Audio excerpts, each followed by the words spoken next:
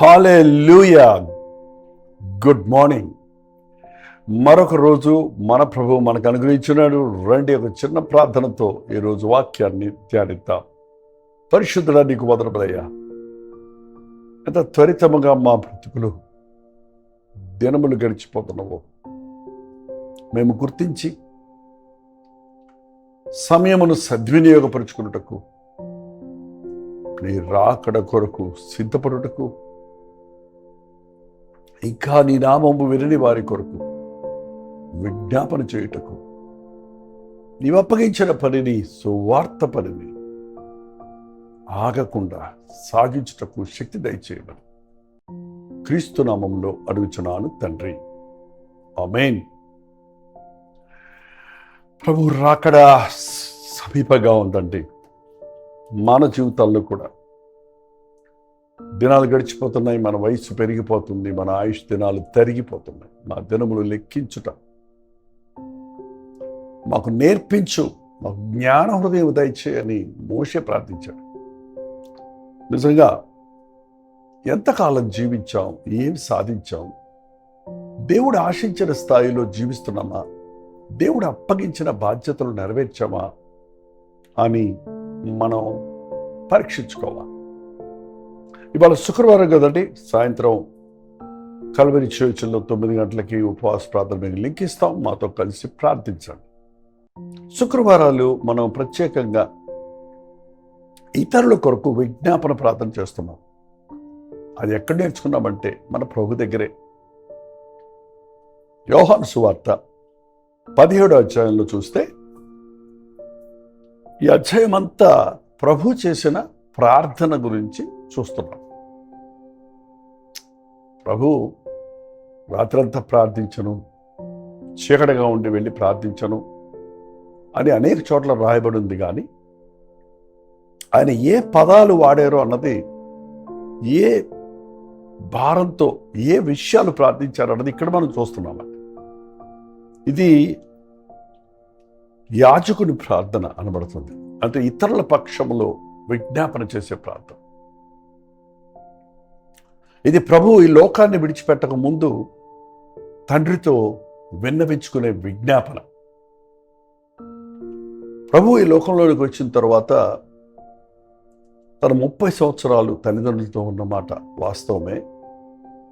ఎప్పుడైతే తను బాప్తిసం పొంది పరిశుద్ధాత్మతో నింపబడి పరిచర్య ప్రారంభించాడో, తనకిష్టమైన వారిని, దేవుని చిత్తంలో ఉన్న వారిని రాత్రంతా ప్రార్థించి కొండ దిగిన తర్వాత వాళ్ళ పేర్లు పెట్టి పిలిచి ఎన్నుకున్నాడు. వారే 12 మంది శిష్యులు. మీకు తెలుసా 12 మంది శిష్యులు? 10వ అధ్యాయం మత్తయి సువార్త 1వ వచనంలో వాళ్ళ పేర్లు ఉంటాయి.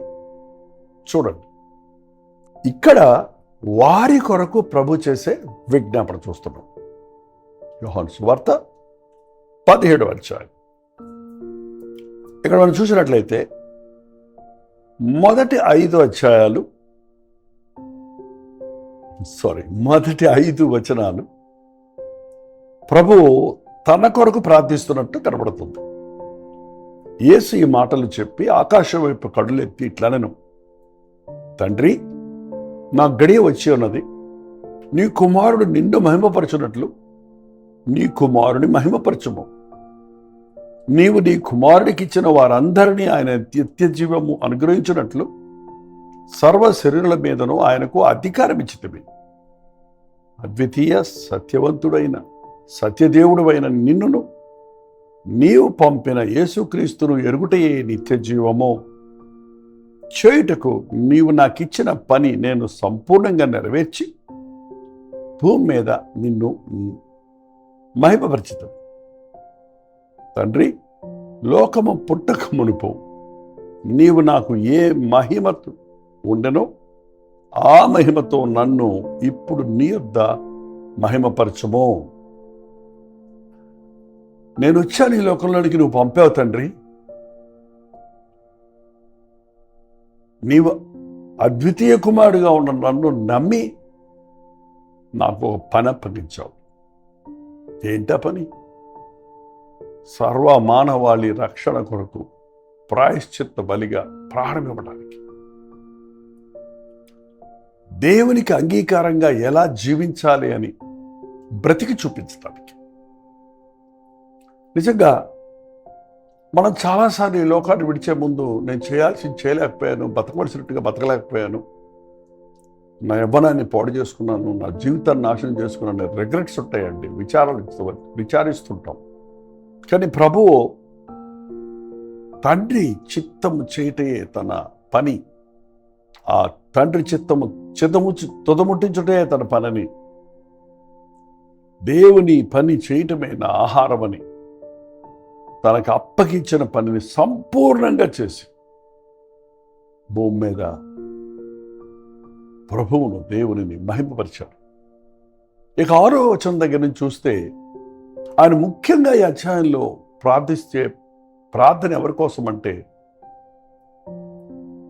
ఆ మాట చూడండి, లోకము నుండి నీవు నాకు అనుగ్రహించిన మనుష్యులకు నీ నామమును ప్రత్యక్షపరిచితివి, వారు నీ వారై ఉండిరి, నీవు వారు నాకు అనుగ్రహించితివి, వారు నీ వాక్యము గైకొని ఉన్నారు. నిజంగా 12 మంది శిష్యుల గురించిన మాటలు ఇక్కడ ప్రభు చెప్తున్నాడు. నీవు నాకు అనుగ్రహించావు, వారిని తీర్చిదిద్దమన్నావు, నీవు నాకు ఏం చెప్పావో ఆ పనిని వారు కొనసాగించినట్లు వారిని సిద్ధపరచమన్నావు, నీవు నాకిచ్చిన వాక్యాన్ని నేను వారికిచ్చాను, నువ్వు నాతో చెప్పిన మాటలను వారికి నేను బోధించాను, వారు నీ వాక్యాన్ని గైకొన్నారు, వారు నిన్ను అంగీకరించారు. కాబట్టి నీవు నాకు అనుగ్రహించినవన్నీ నీ వలన కలిగినవని వారు ఇప్పుడు ఎరిగి ఉన్నారు. నేను వారి కొరకు ప్రార్థన చేయుచున్నాను, లోకము కొరకు ప్రార్థన చేయట్లేదు. నీవు నాకు అనుగ్రహించున్న వారు నీ వారైనందున వారి కొరకే ప్రార్థిస్తున్నాను. ఒక సంఘ కాపరి ఈ రోజున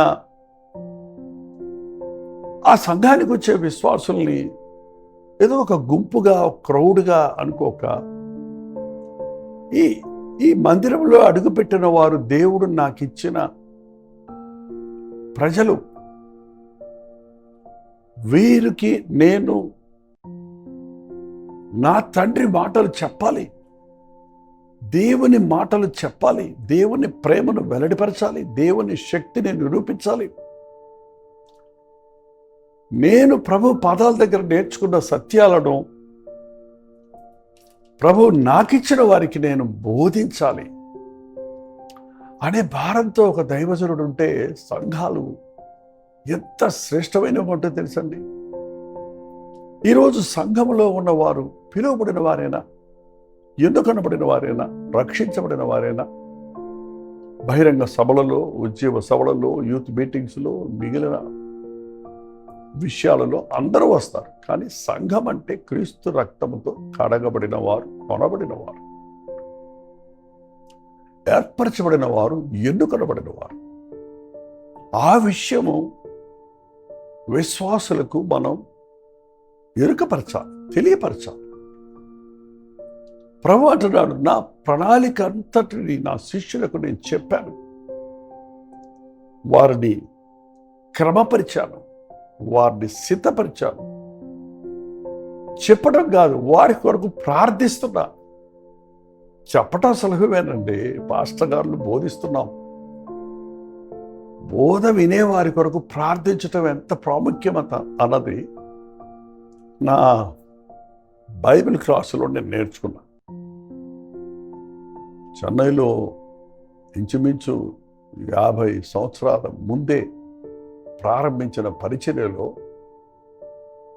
ప్రసంగించే తర్వాత అయిపోయింది నా భారం అనుకున్నప్పుడు ప్రభు తట్టి లేపేవాడు. నీ వాక్యం విన్న వారి రక్షణ కొరకు ప్రార్థించు, విత్తిన వాక్యం వారి హృదయంలో నాటుకునేటట్టుగా ప్రార్థించని. అది చేసినప్పుడు అద్భుతమైన మార్పులు చూసాం, ఉజ్జీవం చూసాం. నా యేసయ్యే ప్రార్థించేవాడిగా ఉంటే మనం ఎంత ప్రార్థన నేర్చుకోవాలండి. అంత గొప్ప దేవుడు మామూలు సాధారణమైన బలహీనులైన వారి కొరకు ప్రార్థించడమే అంత ప్రాముఖ్యతగా ఎంచి తండ్రి దగ్గర విజ్ఞాపన చేస్తుంటే, ఈ రోజున మన చుట్టూ ఉన్న బలహీనులు, అవిశ్వాసులు, నిర్లక్ష్యపరులు, జారిపోతున్న వారు. అవునండి, దేవుడు పిలుచుకున్న వాడినే సాతాను శోధిస్తాడు. దేవుడు ఏర్పరచుకున్న వారినే సాతాను బలహీనపరుస్తాడు. అందుకనే వారి పక్షములో మనం విజ్ఞాపన చేయాలి. వారికి మోకాళ్ళుని ప్రార్థించడం నేర్పించాలి. సంఘమా, ప్రార్థించండి. విశ్వాసి, మోకాళ్ళును పిలువబడిన వాడా, దేవుడి సన్నిధిలో కనిపెట్టు అనే నినాదాలు ఈ రోజుల్లో వినపడటం లేదండి. ఏదో ఆరితేరిన థియాలజీ చేద్దామను, అనవసరమైన వాదనలకు, అనవసరమైన వంశావళులకు, అనవసరమైన థియాలజీకి చోటిచ్చి ఆత్మకార్యాలు జరగకుండా, పరిశుద్ధాత్మని కార్యాలు జరగకుండా ఉండడానికి కారణం ఏంటి? ప్రార్థన నేర్చుకోలేదు. నా ప్రభు తండ్రితో చెప్తున్నాను, నేను వారి కొరకు ప్రార్థిస్తున్నాను, నీవు నాకు అనుగ్రహించిన వారి కొరకు ప్రార్థిస్తున్నాను. దేవుడు మనకు అనుగ్రహించిన మన కుటుంబం ఉందండి. నీ భార్య బిడ్డలు, నీ భర్త బిడ్డలు, నీ తల్లిదండ్రులు నీకు దేవుడు అనుగ్రహించిన వారు. నువ్వు కావాలంటే పుట్టలేదు కదా నీ బిడ్డ, నువ్వు అడిగితే కాదు కదా నీ తల్లిదండ్రులు నీకు అన్నది. నిన్ను పుట్టించాడు ఆయన. ఆయన ప్రణాళికలో మనమున్నాం. ఎంతమంది ఈ రోజున ప్రేమను, దేవుని ప్రేమను గుర్తించి ఆయన్ని స్తుతించగలుగుతున్నాం, మనకున్న వారి కొరకు విజ్ఞాపన చేయగలుగుతున్నాం. ఇంకా పౌలు అంటున్నాడు, ప్రభు అంటున్నాడు, ప్రభు అండి, ఇది ప్రభు ప్రార్థన, 17వ అధ్యాయము యోహాను సువార్త 12వ వచనంలో, నేను వారి యొద్ద ఉండగా నీవు నాకు అనుగ్రహించిన వారిని నీ నామమందు కాపాడితిని. ప్రార్థన మనల్ని కాపాడుతుంది. నా యొద్ద ఉన్న శిష్యులు చాలా బలహీనులు, తత్తరపాటు కలిగిన వాళ్ళు, అల్ప విశ్వాసులు, తప్పిపోయేవారు. వీళ్ళంతా అన్ఫిట్ అని తోసేయలేదు, కానీ నాకు అనుగ్రహించిన వారిని నీ నామమందు కాపాడి తిని నేను వారిని భద్రపరిచితిని. అబ్బా సేవక, సంఘాన్ని కాపాడు, సంఘాన్ని భద్రపరచు ప్రార్థననే కంచెతో. ఇంకా చూసినట్లయితే, నేను నీ యొద్ద వచ్చినప్పుడు నా సంతోషం వారి యందు పరిపూర్ణమగునట్టు ఈ లోకములో ఈ మాట చెప్పుచున్నాను, వారికి నీ వాక్యం ఇచ్చి ఉన్నాను. ఆయన వాక్యం ఎక్కడైతే మనం ఇస్తామోనండి, అక్కడ ఆ వాక్యమే వారిలో క్రియ జరిగిస్తుంది. ఆ వాక్యం వారి హృదయాలలో ఉజ్జీవాన్ని, సంతోషాన్ని కలుగజేస్తుంది. మరి మనకి అనుదిన ధ్యానం కదా ఈ అధ్యాయం అంతా, వర్స్ బై వర్స్ ఇంకొక రోజు ధ్యానం చేద్దాం. మీరు వ్యక్తిగతంగా చదివి మీ హృదయాలకు అనునయించుకోండి. విజ్ఞాపనకర్తలుగా మీరు సేవకులైన, విశ్వాసులైన, తల్లిదండ్రులైన మీ చుట్టూ వారికి ఆశీర్వాదకరంగా ఉండినట్లు ప్రభువు యొక్క ప్రార్థన ద్వారా మనం ప్రార్థన నేర్చుకుందాం. వారిని దుష్టు నుంచి కాపాడు ప్రభువా, వారు సత్యమునందు ప్రతిష్ఠించు అని ఒక్కొక్క విషయం చూస్తే, protect them, keep them, unite them, fill them with the Joy and guard them and sanctify them and send them. Hallelujah. వారిని భద్రపరచు ప్రభు తండ్రి, వారిని కాయి ప్రభువా, వారిని ఐక్యపరచు, వారిని సంతోషంతో నింపు, వారిని కాపాడు, వారిని పరిశుద్ధపరచు, వారిని పంపించు. ఎక్కడికి? సర్వలోకమునకు వెళ్ళి సర్వ సృష్టికి సువార్తను ప్రకటించు. దయచేసి వాక్యాలన్నీ మీరు చదవండి, ఈ ప్రార్థన వినండి. ఆధ్యాత్మికంగా మనం ఎలాంటి పరిపూర్ణమైన ప్రార్థన చేయాలన్నది మన ప్రభువే మనకు మాదిరిగా ఉంచాడు. ఆయన ఆకాశం వైపు కడులెత్తి దేవునికి, తండ్రికి ప్రార్థించాడు. తన శిష్యుల కొరకు ప్రార్థించాడు. ముఖ్యంగా వారిని భద్రపరచు, అపవాది వారిని కోరుకుంటున్నాడు, వారిని శోధిస్తున్నాడు, వారిని జల్లిస్తున్నాడు. వారిని భద్రపరచు, వారిని కాపాడు, వారిని ఎక్విప్ చేయి, వారిని ఐక్యపరచు.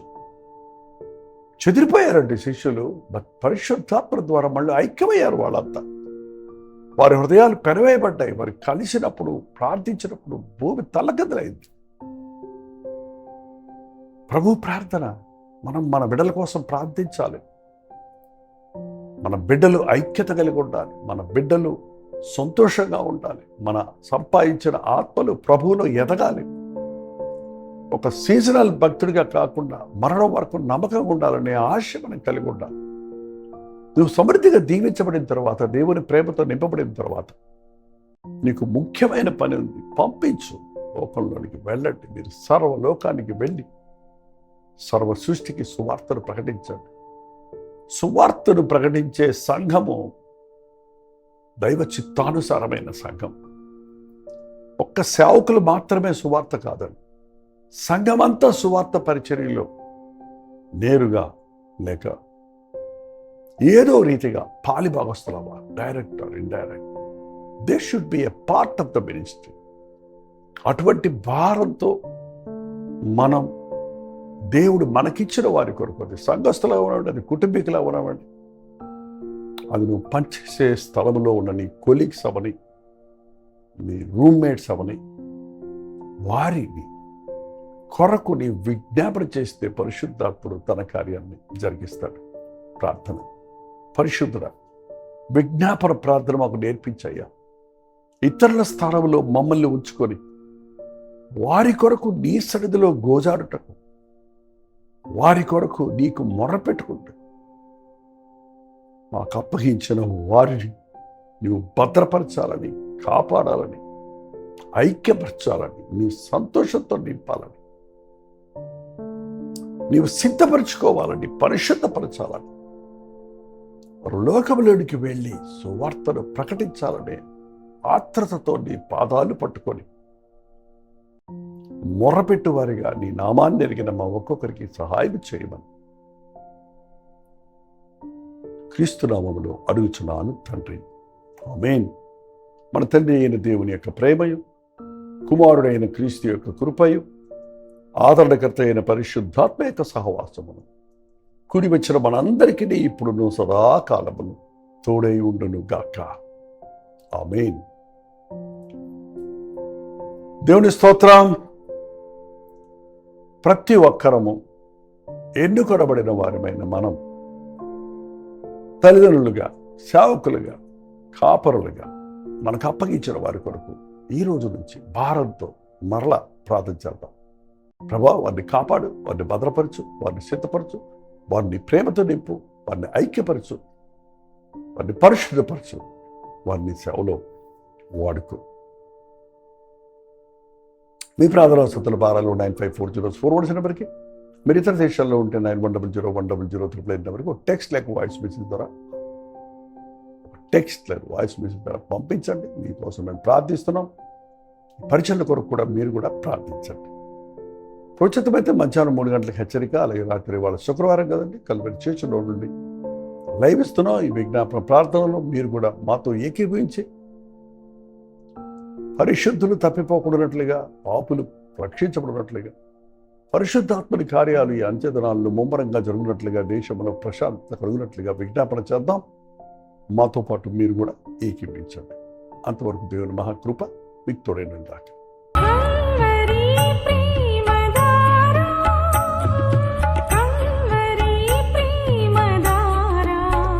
కల్వరి ప్రేమధార అనే మా ద్విమాస పత్రికను ఈ మధ్య త్రైమాస పత్రిక అంటే 3 నెలలకి ఒక్కసారి మాత్రమే ప్రింట్ చేయగలుగుతున్నాం.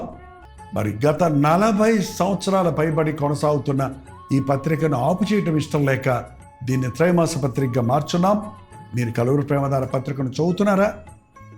ఒక ఉచిత పత్రిక కావాలంటే ఇవ్వాలే మీ పేరు, చిరునామా, అడ్రస్తో పాటు, ఇంటి నెంబర్తో పాటు క్లియర్గా పంపించండి. తప్పకుండా ఒక ఉచిత పత్రికను మీకు పంపిస్తాం.